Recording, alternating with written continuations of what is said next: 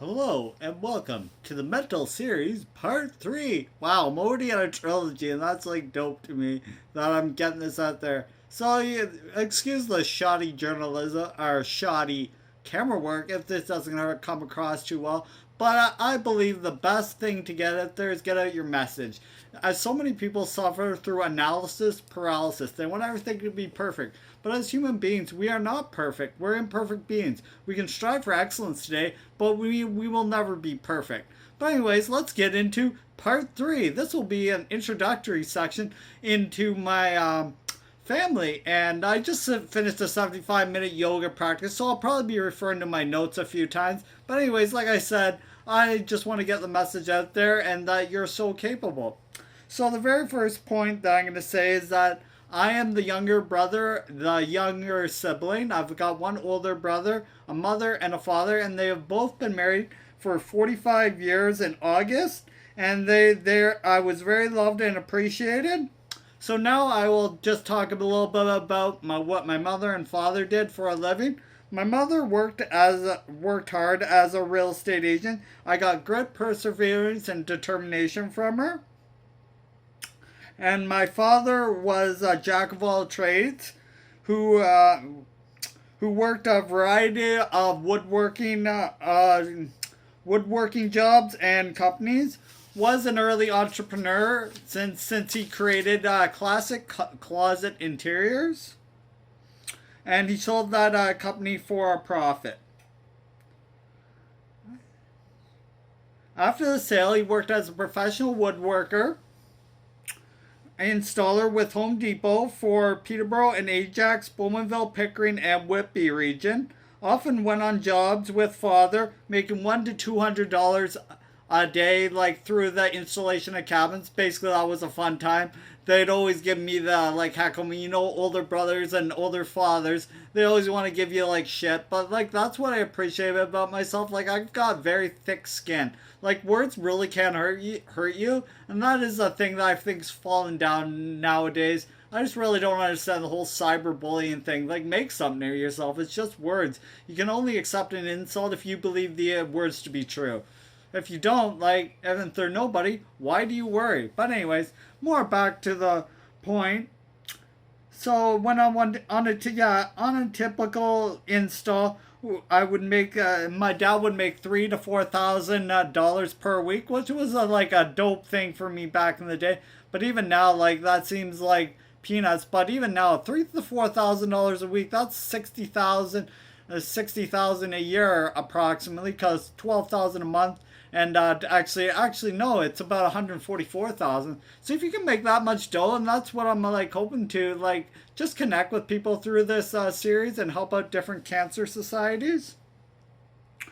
So it was also when during these installs, it was here that I learned the principle of do it right the first time and just make sure it's perfect the first time. Like, don't rush through life. Like, I find that's a big thing with people is they always want to rush through life and like get to a certain point in life and then they will be happy. But if you haven't got happiness deep down within, like every day, and just have appreciation for the small things, like the sun shining on your skin, clean water to drink, fresh air to breathe, you'll never be happy. Because if you're not happy poor, you're not going to be happy rich. Like, money is just a vehicle that allows you a lot of different options.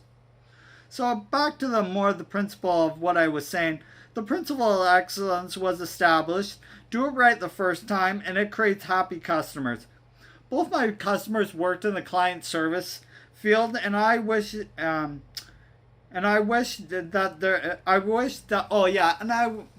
detail this story first just because like they're the reason I'm here today, because like you always got to give love and charity for like your family, because they're the reason you're around, and you just got to show them love every day, because it's very easy to get into a negative like mindset and always say no no no, this person did that person. Why can't you just love everybody every day and just kill people with kindness? That's really what I'm all about. Do, do, do.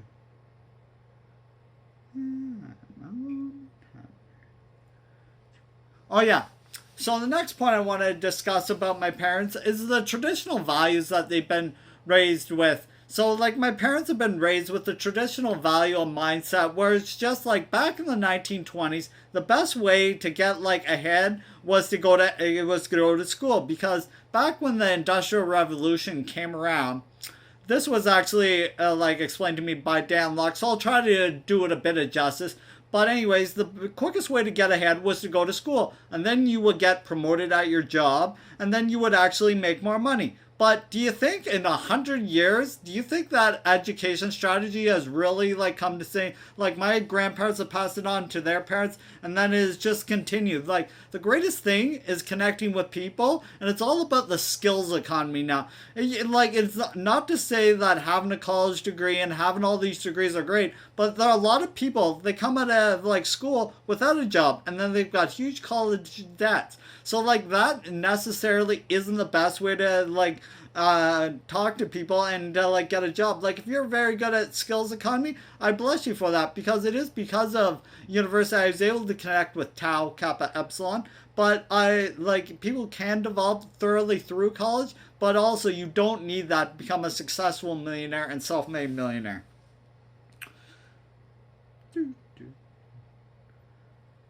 So yeah, just to elaborate a bit more of that. So basically what they were saying is like after you get the education, you get a good job, you get married, and then you get married, and then you work a good job for 30 plus years, and then you retire, and then you pass that on to kids. So it's rinse, lather, repeat. Like if your parents weren't millionaires, it's very hard for them to become millionaires because it's just the same cycle of birth. Like working 9 to 5, like it's really not going to make you a millionaire just working the same old job because you got to have that skill, passion, and interest whenever you work.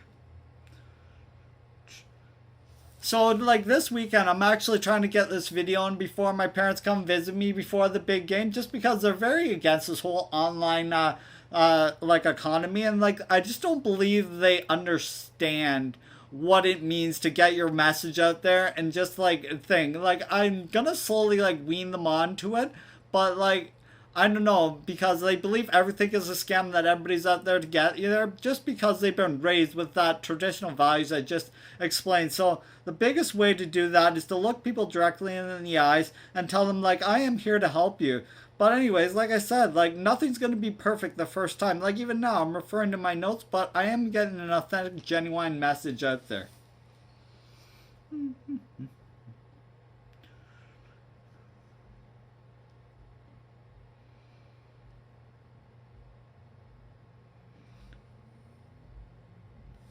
So yeah, like I said, like I'm of the opinion that they were lied to. Like the greatest on like entrepreneurs that started this whole like economy of skills building, like Richard Branson, Warren Buffett, Bill Gates, um, uh, Jeff Bezos. I'm gonna go with those. And who was the fifth one? Bill Gates. Oh, and Steve Jobs, they all had like principles when they established, and they set the foreground for some of the self-made milligrams. But they had principles like if you got to establish a deadline when you want to get stuff done, because if you don't establish that deadline and get things out, like what kind of quality of person are you? Because the deadline means it absolutely has to go out today. Like even today, like if they show up, I'll tell them. But like you just gotta have that grit and determination. Be like, hey, I'm sticking to the deadline, and I'm gonna get it out there. Like with my exercise, like it's not even a negotiation. Like I know I'm gonna feel like crap, and like that's what I got to do every day is exercise and I got to eat properly. Otherwise, the whole day is going to go down. Because if you don't start off with a good morning ritual, like some of the self-made entrepreneurs I'm about to mention in this podcast, like your whole day is just going to fall down. So some of the self-made millionaires that I follow right now,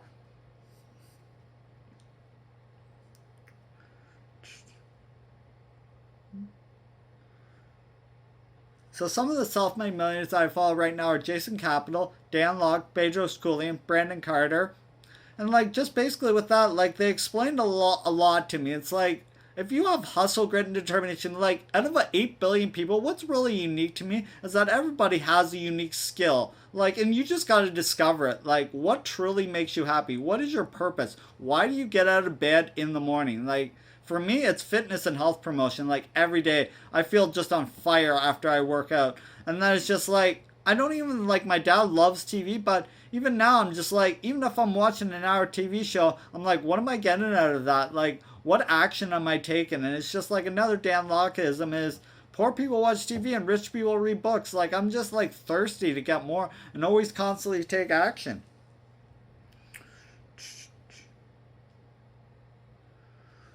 So the next point I wanted to write out is that I believe everybody is an entrepreneur at heart. Like, slowly it's beat out of you. I think I might have already, like, explained this a little bit. But hey, I'm just getting an authentic, genuine message out there. And slowly, like, the entrepreneurial spirit is slowly beat out of them by saying, no, put that down. Stop doing that. Stop doing this. No, you can't go there. No, you can't. I think the world would be genetically different if you always just said, yes, you can do it, but realize the danger of it.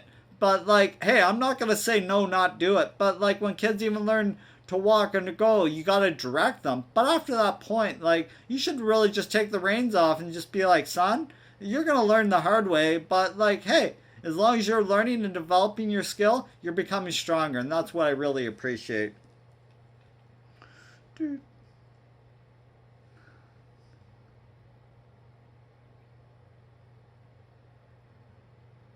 So, like, when you do adapt to this, like, a lazy and complacent lifestyle, what you really, that happens is that you become lazy and you just accept less, like, every day. Like, if you're not pushing your boundaries and always, like, striving for more and thirsty for knowledge, what are you going to achieve really in life? You're not going to achieve anything. Like, happiness is going to slowly fade away, and you just got to become an exceptional human being, like, every day.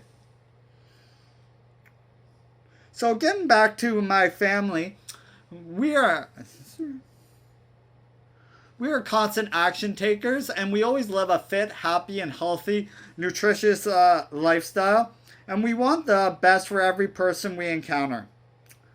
We put family, faith, fitness, and finances out there. This was actually explained to me by Bedros Keuilian, one of the entrepreneurs I generally want to get a hold of. Like, I just looked at the timer now, and I'm like, I've already passed my thing, but, like, when you get an authentic, genuine message out there, it's pretty easy to talk to people. So I'm just going to get into the last few points here. So in the next video, I will go deep into my childhood, how I learned nutrition and exercise to be respectful to everyone, and always have gratitude every day. I look forward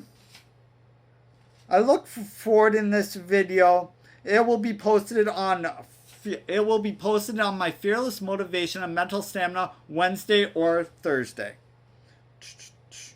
So, if you know anyone that is currently going through cancer or struggling or just needs like a helping hand, I'm more than willing to help them, speak with them. So just drop your email or phone number or anything I can connect. The more subscribers I get to this channel, the better. And then, like, that's what I'm all about. Love, appreciation, gratitude, and helping everybody out that may be struggling.